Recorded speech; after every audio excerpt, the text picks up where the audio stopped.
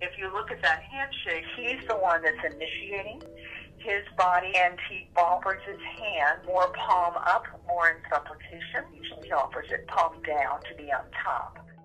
When you use your left hand in a handshake, typically it's a power move to say, I surround you. But there's variances in that. And in this particular case, Trump puts his left hand up underneath Putin's arm and taps it 3 times.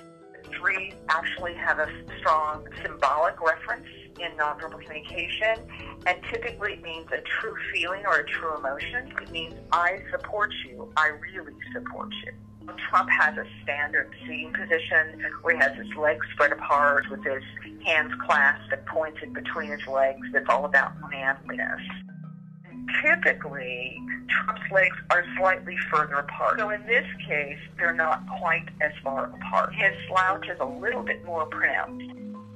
Trump is actually facing towards Putin when Putin is speaking. He's nodding his head as Putin speaks, even though he doesn't understand what Putin is saying at the time. That's another indication of, I have less power, I want to be nice to you.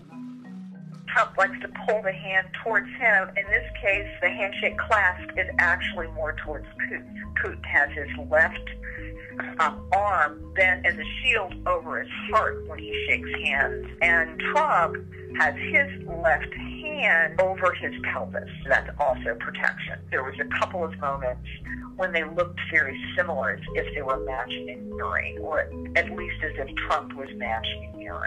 Well, the first face-to-face meeting, as we heard, between Presidents Trump and Putin had been highly anticipated, and the first images to surface from the meeting did get a lot of attention. This photo in particular was picked upon. Many compared it to a scene from the popular political drama series House of Cards, as Putin has almost the exact same facial expression as the fictional Kremlin boss Viktor Petrov. Well, we can talk about all this too a bit further. Darren Stanton is with us. He's a body language expert. Hello to you, Darren. Let's start with that first photo. Good evening. What did you make of that? President Trump extending an open palm and Putin considering whether to take him up on the offer? Well, it's very much life imitating art almost, because, yeah, I mean, the thing about President Trump is his classic way of shaking hands is very much into dominance and power, and I think called the bone crusher handshake, as we've seen in recent summits and meetings with various politicians. The thing about this particular photograph is, as you've said, is an open palm gesture, which says that, you know, I mean you no harm, or, you know, the old meaning of that is I have no weapons. And I think there was an hesitancy from President Putin, almost like, is this a new strategy that I'm not aware of? You know, so I think there was like a little bit of a thought there. What shall I do? Do you think these sort of actions as well, is this something President Trump would have thought about, you know, his handshake and how he should offer it?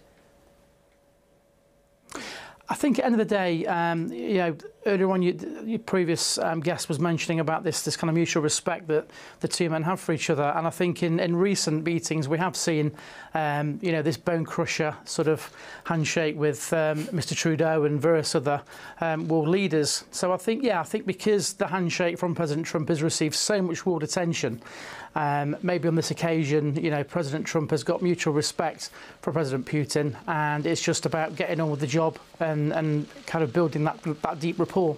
OK, well, look, let's go to the family photo, which has also attracted a lot of attention. There it is. You can see it on your screens. The big difference here than 3 years ago, Putin very much in a central place there, isn't he, amongst that family photo, compared to 3 years ago, pretty much when he was on the end. Does that show he's in more favour now? I think so. I mean, I'm not sure if there's some sort of protocol in terms of where people are placed, you know, and that may change over time. But, yeah, potentially it may be a personal request from himself or his advisors that he wants to be more front and central within that photograph, as he's playing, obviously, a very important role in world events. So, yeah, potentially the more central he gets, potentially the more powerful he may appear in that photo. Yeah, I'm not sure how much he had to jostle to get that central position. But you're right, it is down to protocol. And I think the protocol is the new arrivals to the world stage, if you like, do stand on the end. And we've seen Trump on the end there. But the interesting thing is the reaction from Emmanuel Macron too. He's a new leader. He has to appear on the end. But what did you make of his interaction when he tried to stand next to Trump? Again, I think President Macron's a man that's very comfortable in his own skin, and he doesn't really give too much away. I didn't kind of see too much of President Macron in terms of any tells or gestures. But again, I just think, you know, for him, he's not so much into playing sort of power games or mind games. He's very much a man that's, you know, what you see is what you get, really. Yeah, I mean, and I can describe to you there, Darren, what he did. He effectively came down the stage and then he sort of patted either shoulder of President Trump. You wouldn't do that if you weren't confident, presumably. Absolutely, because any gesture to do with patting or patting the back, it's called a power pat in body language. So it's essentially, we've seen other world leaders in the past where they've guided people through the door. You know, I think there was some famous footage a while back with President Clinton many years ago, when there was almost like a dance with other world leaders that, you know, they realised the first one through the door was seen as the weaker man. So any gesture where we pat somebody on the back or the shoulder or the arm is very much seen as the fact that, yes, they are confident, and it's almost saying you're weaker than me. Yeah, we're just seeing another picture there of Trump and Merkel. Trump actually doing that very act to Angela Merkel. Now, at the end of the family photo, they all dispersed, but there was an interesting moment too, because Angela Merkel seemed to backtrack slightly to try and have another word with President Putin. Did you see that? And what did you make of it? What can we read into that? I've actually not seen that clip, to be honest, so I can't really comment on that particular clip. OK, but if the scene was, we've got two world leaders, right? They're all leaving the stage. Merkel is a couple of metres ahead, but she takes the time to stop, to turn back and to go back and then walk alongside President Putin as they left the room. That's what happened. I mean, is that just being friendly, or is it something else going on? Yeah, I think it's more to do with etiquette, really. So it's almost like, you know, when someone visits your home, you know, it's sort of, you see them out of your home or guide them in.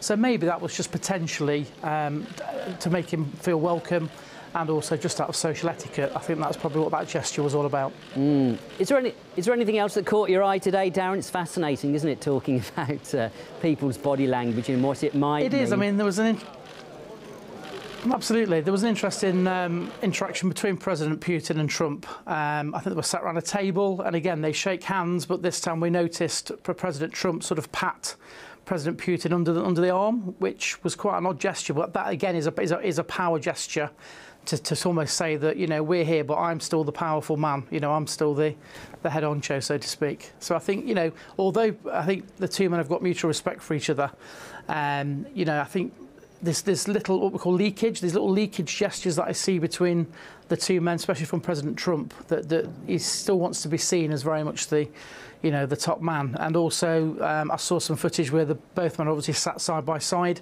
President Trump has got this, what we call a reverse steeple gesture with the hands, and that's again confidence and dominance. And then we also see President Putin with his legs sort of quite spread apart, and again that is a very classic dominance gesture. So both men have been very careful to be seen by the world's media as being very powerful. Yeah, I think they both had their legs splayed actually in one photo too.